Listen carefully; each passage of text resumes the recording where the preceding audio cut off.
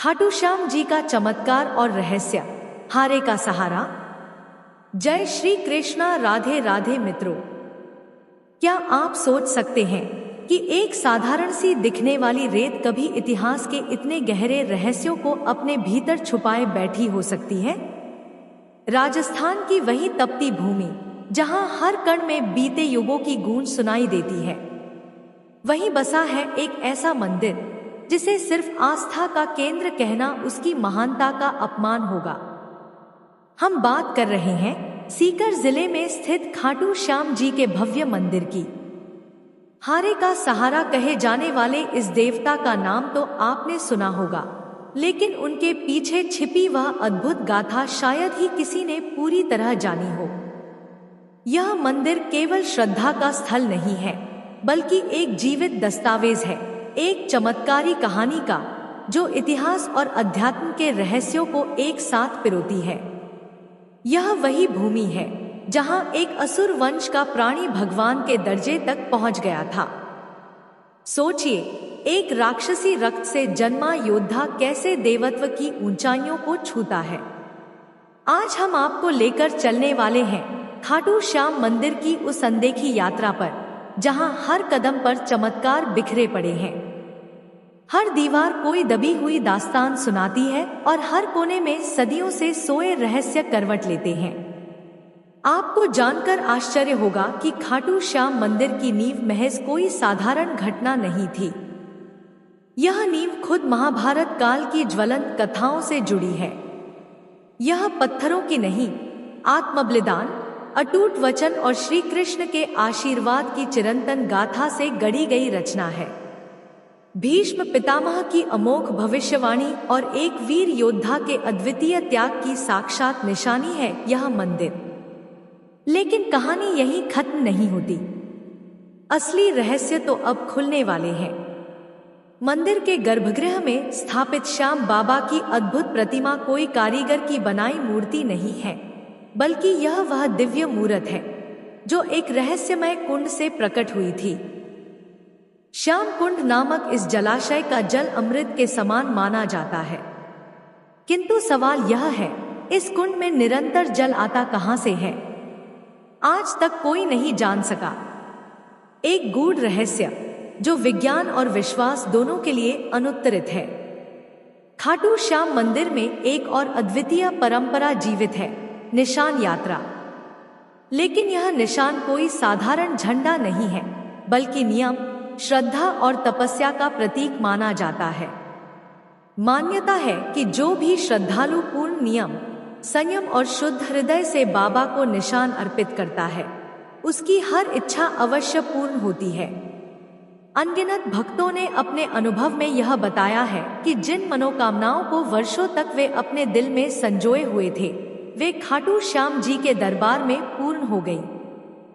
पर सवाल अब भी वही है, यह सिर्फ आस्था है या कोई अज्ञात चमत्कारी शक्ति कार्य कर रही है?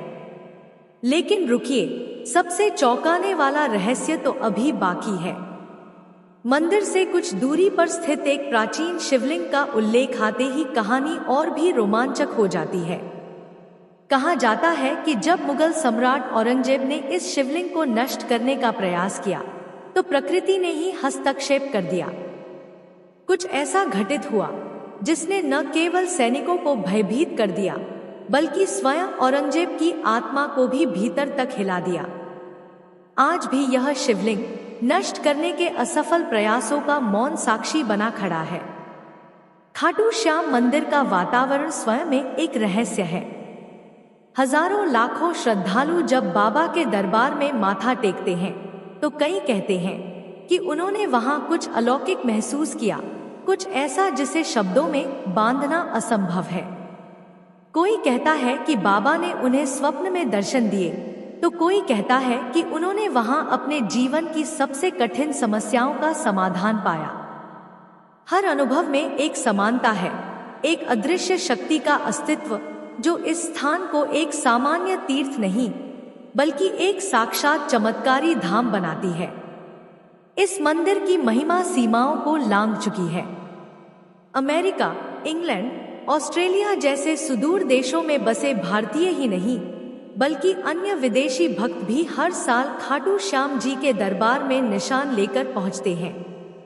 एक ऐसी भक्ति जो ना जाति देखती है, ना धर्म, ना ही कोई देश। यहाँ एकमात्र जरूरत है सच्ची श्रद्धा और समर्पण की। तो क्या आप तैयार हैं उस अनसुनी दुनिया के द्वार खोलने के लिए? अगर हाँ, तो आइए हमारे साथ इस रहस्यमय यात्रा पर, जहां हर मोड़ पर इतिहास की परछाइयां, हर कदम पर भक्ति की दिव्यता और हर क्षण में किसी अदृश्य शक्ति का स्पंदन आपकी आत्मा को छू जाएगा। यह केवल एक यात्रा नहीं होगी, यह आपके विश्वास की परिभाषा बदल देने वाला एक दिव्य अनुभव होगा। क्योंकि खाटू श्याम केवल एक मंदिर नहीं है, वह एक सजीव चमत्कार है। तो चलिए बिना किसी देरी के इस रहस्य और श्रद्धा से भरी अद्भुत डॉक्यूमेंट्री की शुरुआत करते हैं। कभी सोचा है कि एक ऐसा योद्धा भी हो सकता है जिसे भगवान स्वयं कलयुग का अवतार घोषित करें? राजस्थान की सुनहरी रेत के बीचों बीच सीकर जिले में बसा है वह पावन धाम खाटू श्याम मंदिर, जहां हर दिन लाखों श्रद्धालु अपनी आशाओं का दीप जलाने पहुंचते हैं। कहते हैं बाबा श्याम न केवल भक्तों की मनोकामनाएं पूर्ण करते हैं, बल्कि उन्हें फर्श से उठाकर अर्श तक पहुंचा सकते हैं। पर क्या आप जानते हैं कि इस दिव्य शक्ति के पीछे की कहानी महज श्रद्धा का विषय नहीं, बल्कि महाभारत काल की एक ऐसी दास्तान है जो अद्भुत बलिदान और ईश्वरीय वरदान की मिसाल है। पौराणिक ग्रंथों के अनुसार खाटू श्याम जी पांडुपुत्र भीम के पौत्र अपने अद्वितीय पराक्रम और भक्ति से श्री कृष्ण का हृदय जीत लेते हैं। इस अपार शक्ति और निष्कलंक समर्पण से प्रभावित होकर स्वयं भगवान श्री कृष्ण ने उन्हें आशीर्वाद दिया था कि कलयुग में तुम मेरे ही नाम से पूजे जाओगे। लेकिन यह आशीर्वाद यूं ही सहजता से नहीं मिला था। इसके पीछे छुपी है एक ऐसी करुण कथा जिसे जानकर आपके रोंगटे खड़े हो जाएंगे। हारे का सहारा खाटू श्याम हमारा, यह उद्घोष आपने कई बार सुना होगा। लेकिन हारे का सहारा बनने की मूल कथा, जो शौर्य, त्याग और अद्वितीय प्रेम से भरी है, आज हम आपके सामने उजागर करेंगे। यह वही अनसुनी दास्तान है जो महाभारत के विशाल ग्रंथ के भी अनकहे पन्नों में छुपी रह गई थी। कहानी की शुरुआत होती है एक भयानक षड्यंत्र से। महाभारत के समय कौरवों और पांडवों के बीच चल रही कटुता जगजाहिर थी। दुर्योधन, जिसकी आंखों में पांडवों के लिए केवल घृणा और ईर्ष्या का अंधकार भरा था, अपने भाइयों को मिटाने के लिए किसी भी हद तक जाने को तैयार था। जब भीष्म पितामह ने धृतराष्ट्र से आग्रह किया कि युधिष्ठिर का राज्य तिलक कर दिया जाए, तो दुर्योधन के भीतर आग भड़क उठी। उसने भयभीत होकर पिता धृतराष्ट्र से कहा, पिताजी, यदि युधिष्ठिर राजा बन गए तो यह राज्य सदा के लिए पांडवों का हो जाएगा और हमें उनके सेवक बनकर रहना पड़ेगा। धृतराष्ट्र, जो स्वयं मोह और कमजोरी के वशीभूत थे, बोले, वत्स दुर्योधन, युधिष्ठिर वंशजों में सबसे योग्य और बड़ा है, राज्य उसी का होना चाहिए। भीष्म और समस्त प्रजा भी उसे ही राजा बनाना चाहती है। मैं इस विषय में कुछ नहीं कर सकता। किंतु दुर्योधन के हृदय में विद्वेष की ज्वाला इतनी प्रज्वलित थी कि वह चुप रहने वालों में नहीं था। उसने कहा, पिताजी, यदि आप अनुमति दें तो मैं इसका समाधान कर सकता हूं। बस आप पांडवों को किसी बहाने से वाराणवत भेज दीजिए। धृतराष्ट्र की मौन सहमति के बाद दुर्योधन ने अपने षड्यंत्र का जाल बुन डाला। उसने वाराणवत में पांडवों के ठहरने के लिए एक विशेष भवन बनवाया। लेकिन यह कोई साधारण महल नहीं था। यह महल बनाया गया था लाख, चर्बी, सूखी घास और मूंज जैसे अत्यंत ज्वलनशील पदार्थों से, जिन्हें तनिक सी चिंगारी भी धधकते इन्फेर्नो में बदल सकती थी। दुर्योधन का उद्देश्य स्पष्ट था, एक हादसे के बहाने पांडवों को जीवित ही भस्म कर देना। लेकिन नियति ने तो कुछ और ही तय कर रखा था। दुर्योधन का षड्यंत्र गहरा था। उसने पांडवों को एक ऐसे महल में भेजा जो बाहर से तो भव्य प्रतीत होता था, लेकिन भीतर से वह एक भयानक जाल था, लाक्षागृह। धृतराष्ट्र की आज्ञा से युधिष्ठिर, माता कुंती और अपने भाइयों के साथ वाराणवत के लिए रवाना हुए। मार्ग में विदुर ने उन्हें रोका और रहस्य उद्घाटन किया दुर्योधन की घातक योजना का।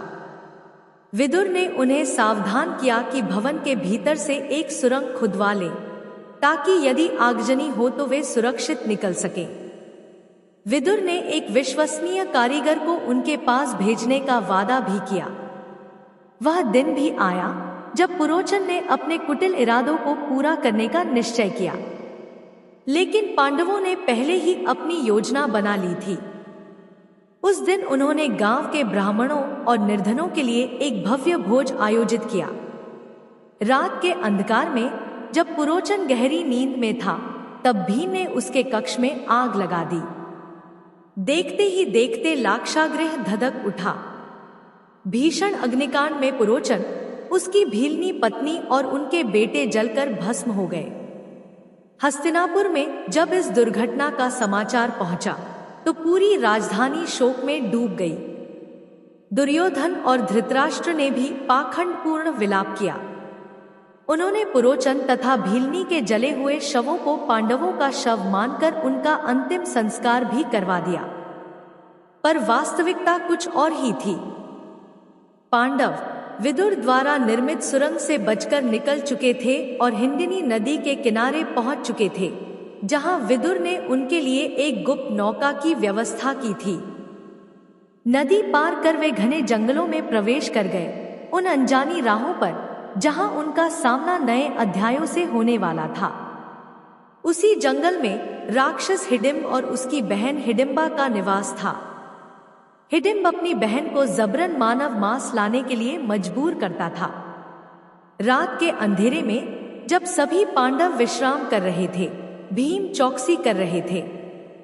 हिडिंबा अपने भाई के आदेश पर मानव शिकार के लिए आई, लेकिन भीम को देखकर वह मोहित हो गई।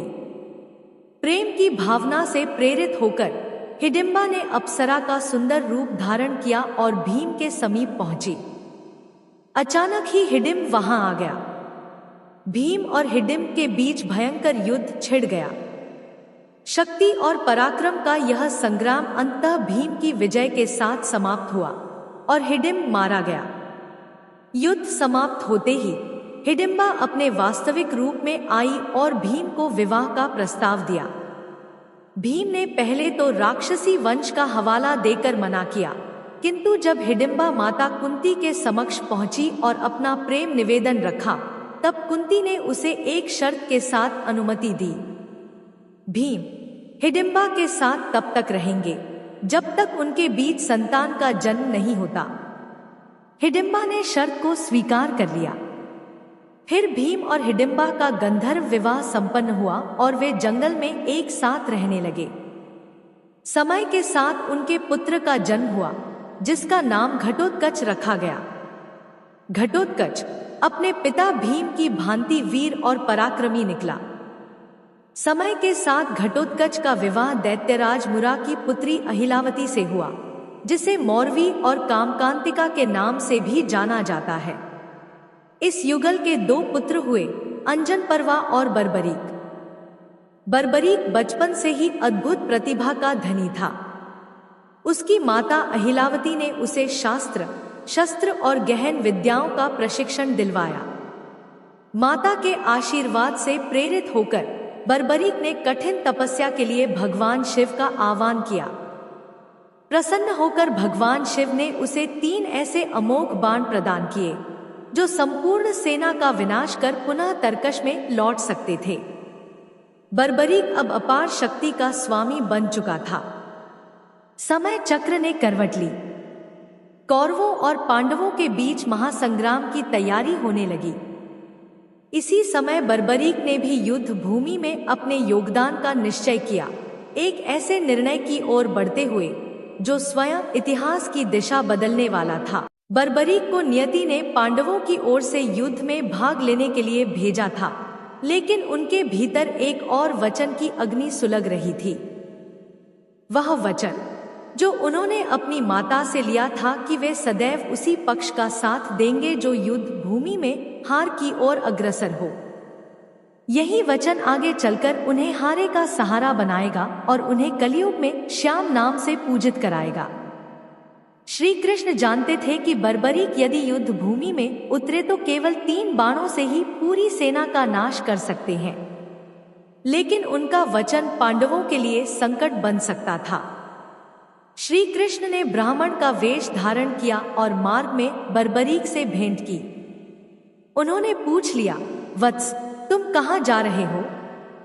बर्बरीक ने सरलता से उत्तर दिया, मैं कुरुक्षेत्र जा रहा हूं अपने कर्तव्य का पालन करने। श्री कृष्ण ने फिर उनसे उनकी वीरता का परिचय मांगा। बर्बरीक ने एक ही बाण से पेड़ के सभी पत्तों को भेद दिया, सिवाय उस एक पत्ते के जिसे श्री कृष्ण ने चुपचाप अपने पैरों के नीचे दबा लिया था। लेकिन बर्बरीक की दृष्टि तेज थी।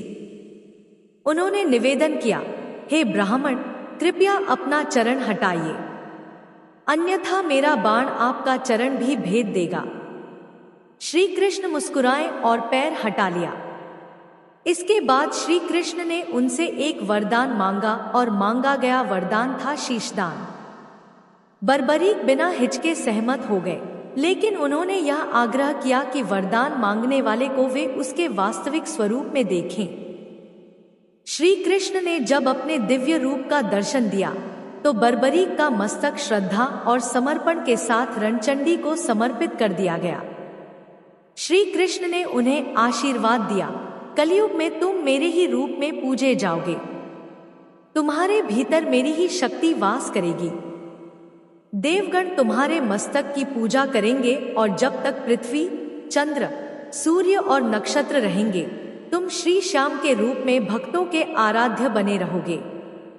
श्री कृष्ण ने उनके मस्तक को अमृत से सिंचित किया और उसे अमरत्व प्रदान किया। मस्तक को ऊंचे स्थान पर स्थापित किया गया, जहां से उसने संपूर्ण महाभारत का युद्ध देखा। युद्ध का निर्णय भी इसी मस्तक के साक्ष्य पर आधारित था। इसके बाद युद्ध समाप्ति के पश्चात बर्बरीक श्री कृष्ण से आशीर्वाद लेकर अंतर्ध्यान हो गए। यही था वह अद्भुत सफर जो बर्बरीक से प्रारंभ हुआ। 3 बाणधारी से हारे का सहारा बना और अंततः खाटू श्याम के रूप में देवत्व को प्राप्त हुआ। लेकिन यह यात्रा यहीं समाप्त नहीं हुई, क्योंकि जिस खाटू श्याम मंदिर में आज लाखों भक्त श्रद्धा से शीश नवाते हैं, उस मंदिर की स्थापना की गाथा भी कम रहस्यमयी और उलझी नहीं रही है। मंदिर के निर्माण से जुड़ी कथा अपने आप में चमत्कारों से भरी हुई है। अब हम आपको उस इतिहास की ओर लिए चलते हैं। अब आइए आगे बढ़ते हैं इस रहस्यमय यात्रा की अगली कड़ी की ओर, क्योंकि जब समय मौन होता है तभी इतिहास बोलता है।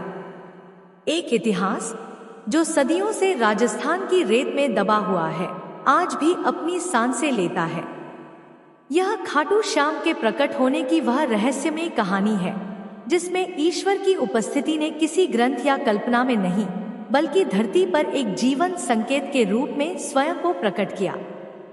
राजस्थान के सीकर जिले का एक सामान्य सा गांव खाटू का भी एक साधारण नाम था। न कोई विशेष धार्मिक पहचान, न ही कोई तीर्थ का स्वरूप। लेकिन एक दिन इस शांत गांव में कुछ ऐसा घटा जिसने इसे आस्था और रहस्य का केंद्र बना दिया। गांव के समीप एक स्थान पर एक गाय रोज चरने जाया करती थी, पर उस दिन जैसे ही वह गाय एक विशेष स्थान पर पहुंची, उसके थनों से बिना छुए स्वयं दूध टपकने लगा। यह दृश्य जिसने देखा वह न केवल चकित रह गया, बल्कि भय और भक्ति दोनों में डूब गया। यह कोई सामान्य घटना नहीं थी, यह मानो धरती के भीतर छिपे ईश्वर की पुकार थी। जब यह बात गांव में फैली तो लोगों ने उस स्थान को खोदने का निर्णय लिया और जैसे ही धरती की परतें हटनी शुरू हुई, वहां से जो वस्तु निकली वह केवल मिट्टी में दबा एक टुकड़ा नहीं था।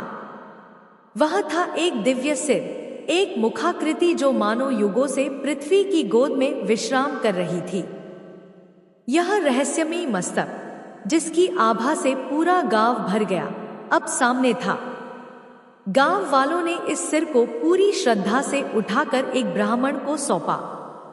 ब्राह्मण ने कई दिनों तक उसकी विधिवत पूजा की, ईश्वर से मार्गदर्शन की प्रतीक्षा करते हुए। और फिर वह उत्तर आया एक दिव्य स्वप्न के रूप में। स्वप्न मिला खाटू के तत्कालीन शासक राजा रूप सिंह चौहान को। उस स्वप्न में उन्हें स्पष्ट आदेश मिला कि इस दिव्य सिर के लिए एक भव्य मंदिर का निर्माण किया जाए ताकि यह युगों तक पूजित हो सके।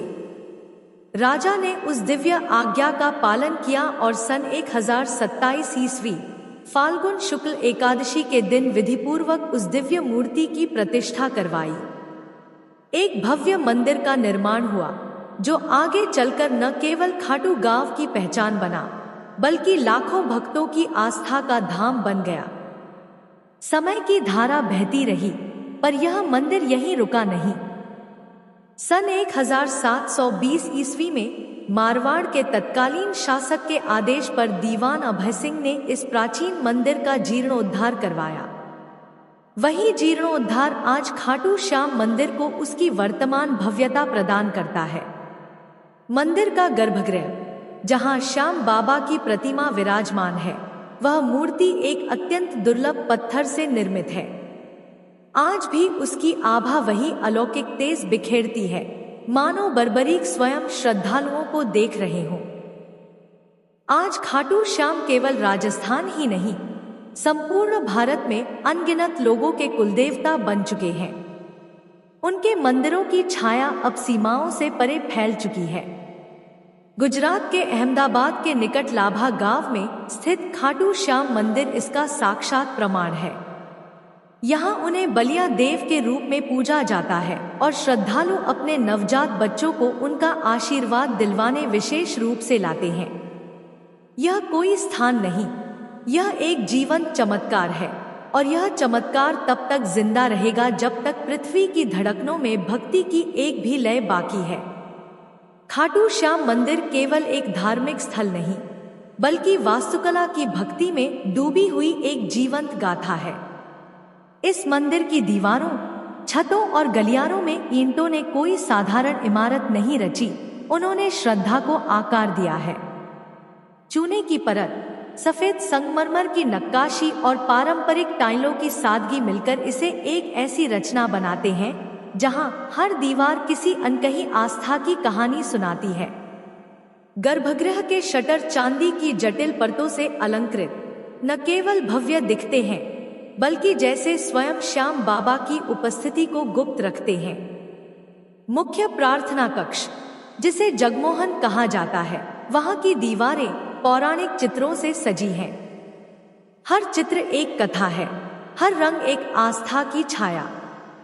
जैसे ही कोई श्रद्धालु मंदिर के मुख्य द्वार से भीतर प्रवेश करता है, सबसे पहले एक विशाल खुला प्रांगण उसकी आंखों के सामने खुलता है। यहीं खड़े होकर भक्त बाबा के दर्शन की प्रतीक्षा करते हैं और इसी प्रांगण में पहली बार उनके भीतर का मौन जाग उठता है। प्रांगण से कुछ ही दूरी पर स्थित है श्याम बगीची, एक सुंदर पुष्पवाटिका जहां विशेष रूप से चुने गए पुष्प ही बाबा को अर्पित किए जाते हैं। यही बगीचा आज भी उस महान भक्त आलू सिंह की समाधि को संजोए हुए है, जिनका जीवन ही भक्ति की परिभाषा था। लेकिन इस संपूर्ण पवित्र परिसर में यदि कोई स्थल सबसे रहस्यमय माना जाता है तो वह है श्याम कुंड। यही वह स्थान है जहां से बाबा श्याम का दिव्य मस्तक प्राप्त हुआ था। यह पवित्र जलाशय न केवल एक जल स्रोत है बल्कि श्रद्धालुओं के लिए वह अमृततुल्य स्नान है, जिसमें डुबकी लगाने मात्र से जीवन भर के पापों का प्रक्षालन हो जाता है। भक्तगण सच्चे मन से स्नान करते हैं और बाबा से अपने कष्टों की मुक्ति की प्रार्थना करते हैं। एक मान्यता यह भी है कि इस कुंड का जल पाताल लोक से आता है और आश्चर्य की बात यह है कि इसके आसपास कोई स्पष्ट जल स्रोत दिखाई नहीं देता। यही तथ्य इस कुंड को और अधिक रहस्यमय और दिव्य बना देता है। मुख्य मंदिर से दक्षिण पूर्व दिशा में स्थित है गोपीनाथ मंदिर और उसके निकट ही स्थित है गौरी शंकर मंदिर। एक और दिव्य स्थल जिसकी कथा आज भी लोगों को सिहराने के लिए काफी है। कहा जाता है जब मुगल सम्राट औरंगजेब की सेना इस मंदिर को नष्ट करने पहुंची तो सैनिकों ने शिवलिंग पर भालों से वार किया, लेकिन जैसे ही भाले शिवलिंग से टकराए वहां से रक्त के फव्वारे फूट पड़े। यह दृश्य इतना भयावह और अद्भुत था कि सेना भयभीत होकर भाग निकली। आज भी उस शिवलिंग पर वह गहरा घाव स्पष्ट देखा जा सकता है, मानो भगवान ने स्वयं अपने अस्तित्व की रक्षा की हो। खाटू श्याम का यह मंदिर राजस्थान की राजधानी जयपुर से लगभग 80 किलोमीटर दूर स्थित है।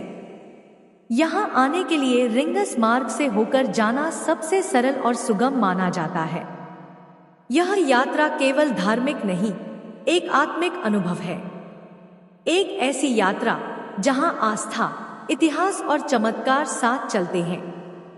हर वर्ष लाखों श्रद्धालु यहाँ खिंचे चले आते हैं, कोई वरदान पाने, कोई चमत्कार देखने और कोई अपनी श्रद्धा की अग्नि परीक्षा देने। और जब कोई इस पावन धाम की भूमि पर पहला कदम रखता है तो ऐसा लगता है जैसे समय ठहर गया हो और स्वयं भगवान अपनी उपस्थिति में आपको आमंत्रित कर रहे हों। तो दोस्तों, खाटू श्याम जी मंदिर की यह थी अब तक की अद्भुत, रहस्यमय और प्रेरणादायक यात्रा। लेकिन हमारी यात्रा अभी पूरी नहीं हुई है। अब हम आपको बताएंगे उस विशेष निशान परंपरा के बारे में जो वर्षों से भक्तों द्वारा बाबा को अर्पित की जाती है और जिसे पूरी निष्ठा से चढ़ाया जाए तो वह सीधे बाबा तक पहुंचती है। यदि अब तक इस वीडियो ने आपको श्रद्धा से भर दिया है तो कमेंट में जय श्री खाटू श्याम जी अवश्य लिखें।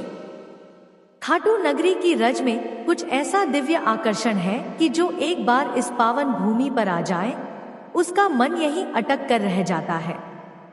यही सम्मोहन उसे बार बार बाबा श्याम के चरणों में खींच लाता है। इस नगरी की सबसे अद्भुत और गहन परंपराओं में से एक है निशान यात्रा, यानी बाबा के दरबार में ध्वज चढ़ाने की परंपरा। यह केवल एक रस्म नहीं बल्कि श्रद्धा, समर्पण और विश्वास का जीवंत प्रतीक है। जब कोई भक्त खाटू श्याम के चरणों में अपनी मन्नत लेकर आता है तो वह केवल झुकता नहीं, वह बाबा से एक वादा करता है। वादा करता है कि हे लखदातार, हारे का सहारा, जब मेरी मनोकामना पूरी होगी तब मैं आपके दरबार में ध्वज लेकर लौटूंगा। लेकिन कुछ भक्त ऐसे भी होते हैं जिनकी श्रद्धा इतनी प्रबल होती है कि वे अपनी मुराद पूरी होने से पहले ही बाबा को निशान अर्पित कर देते हैं। उनके लिए यह यात्रा फल की प्रतीक्षा नहीं, विश्वास की पहली सीढ़ी होती है, जहां श्रद्धा पहले होती है और चमत्कार बाद में। यह परंपरा कोई नया चलन नहीं, सदियों से चली आ रही एक जीवंत परंपरा है। खाटू श्याम जी को अर्पित किया जाने वाला यह निशान, जिसे ध्वज भी कहा जाता है, केवल कपड़े का टुकड़ा नहीं बल्कि स्वयं श्याम बाबा के बलिदान और अमरता का प्रतीक है। सनातन परंपरा में ध्वज को सदैव विजय का प्रतीक माना गया है और यह विशेष ध्वज उस दिव्यता का स्मरण है जब श्याम बाबा यानी वीर बर्बरीक ने युद्ध भूमि में अपने शीश का दान कर धर्म की रक्षा की थी। यह ध्वज श्री कृष्ण की आज्ञा पर समर्पित किए गए उस अमूल्य बलिदान की अनुगूंज है। जब बर्बरीक ने बिना कोई श्रेय लिए अपनी वीरता को ईश्वर के चरणों में समर्पित कर दिया तो वह क्षण केवल इतिहास नहीं, एक जीवंत प्रतीक बन गया, हारे का सहारा। इसलिए जब कोई भक्त बाबा को निशान चढ़ाता है तो वह केवल एक मन्नत पूरी होने की कृतज्ञता नहीं जताता, वह उस दिव्य क्षण की स्मृति को दोहराता है। ध्वज के रंग भी अपने भीतर अर्थ समेटे होते हैं, केसरिया, नारंगी और लाल, जो क्रमशः त्याग, शक्ति और भक्ति का प्रतिनिधित्व करते हैं। इन ध्वजों पर अक्सर श्री कृष्ण और श्याम बाबा की छवियां अंकित होती हैं, साथ ही मंत्रों की पंक्तियां जो भक्तों को भीतर तक शांति का अनुभव कराती हैं। कई निशानों पर मोरपंख, नारियल और अन्य पवित्र प्रतीक भी सजाए जाते हैं जो सौभाग्य और पुण्य की ऊर्जा लिए होते हैं। ऐसा कहा जाता है कि सच्चे मन से चढ़ाया गया निशान बाबा को अर्पित की गई आत्मा की एक पुकार है, जिसे वे कभी अनसुना नहीं करते। जब कोई भक्त हाथ में ध्वज लेकर खाटू नगरी में प्रवेश करता है तो ऐसा लगता है मानो उसके सभी कष्ट वहीं रुक जाते हैं और उसकी दुआएं स्वयं बाबा की निगाह में समर्पित हो जाती हैं। इस ध्वज को चढ़ाने से पूर्व विशेष पूजा अर्चना की जाती है। श्रद्धालु कई दिनों तक नियम और संयम का पालन करते हैं, उपवास रखते हैं और फिर उस निशान को अपने हाथों में लेकर पदयात्रा आरंभ करते हैं। इस यात्रा को ही निशान यात्रा कहा जाता है और यह केवल एक चलना नहीं, भक्ति की पराकाष्ठा है। श्रद्धालु नंगे पांव, हाथों में ध्वज थामे रिंगस से खाटूधाम तक की 18 किलोमीटर लंबी यात्रा करते हैं और हर कदम उनकी आस्था की अग्नि में तपता है। इस संपूर्ण यात्रा में केवल शरीर नहीं चलता, आत्मा भी झूमती है। रास्ते में गूंजते हैं भजन, कीर्तन और जय श्री श्याम के जयकारे। वातावरण भक्ति रस में डूब जाता है और ऐसा प्रतीत होता है जैसे स्वयं भगवान श्याम हर यात्री के साथ चल रहे हों। आज के समय में जब भक्त बाबा के चरणों में अपने मन की बात लेकर आते हैं तो वे केवल कपड़े का नहीं बल्कि सोने और चांदी से बने निशान तक अर्पित करते हैं। परंतु सच्ची भक्ति का मूल्य धातु में नहीं, भाव में होता है। चाहे वह निशान साधारण सूती कपड़े से बना हो या किसी बहुमूल्य धातु से, अगर उसमें श्रद्धा है तो बाबा उसे उतनी ही सहजता से स्वीकार करते हैं जितनी सरलता से एक माँ अपने बच्चे की पुकार सुनती है। फाल्गुन मास में जब खाटूधाम में लाखों श्रद्धालुओं का जमावड़ा होता है और विशाल लखी मेला आयोजित होता है, तब निशान यात्रा अपने चरम पर होती है। उस समय खाटू नगरी एक दिव्य ऊर्जा से भर जाती है। हर दिशा से उठते हुए ध्वज, हर गली में गूंजता हुआ श्याम नाम और हर भक्त के हृदय में सिर्फ एक भाव, बाबा सबकी सुनते हैं, बाबा सबका सहारा है। यह परंपरा सिर्फ एक धार्मिक प्रक्रिया नहीं है, यह भक्ति की जीवित परिभाषा है। निशान लेकर आने वाले हर श्रद्धालु की आंखों में आभार होता है और उनके कदमों में संपूर्ण समर्पण। जब वे बाबा की मूर्ति के सामने खड़े होकर वह ध्वज अर्पित करते हैं तो वह क्षण केवल पूजा नहीं होता, वह एक आत्मा और ईश्वर के मिलन का साक्षात पल होता है। वहां कोई शब्द नहीं बोलता, वहां मौन होता है, लेकिन उस मौन में भक्ति की सबसे ऊंची आवाज सुनाई देती है। इसलिए जब भी अगली बार आप खाटू श्याम जी के दर्शन को जाएं, चाहे कोई मन्नत हो या बस धन्यवाद कहने का भाव, एक निशान जरूर साथ ले जाएं। वह ध्वज आपके विश्वास का संदेश बनकर बाबा के चरणों तक पहुंचेगा और जैसे हजारों वर्षों से होता आया है, वह आज भी आपकी पुकार को अनसुना नहीं करेंगे। तो मित्रों, यही थी खाटू श्याम मंदिर की वह रहस्यमय, चमत्कारी और श्रद्धा से भरपूर कथा, जो बर्बरीक से शुरू होकर आज भी करोड़ों लोगों की आस्था का केंद्र बनी हुई है। आपको हमारी वीडियो पसंद आई हो तो हमारे चैनल को लाइक और सब्सक्राइब करें। कमेंट बॉक्स में जय श्री राम अवश्य लिखें। राधे राधे।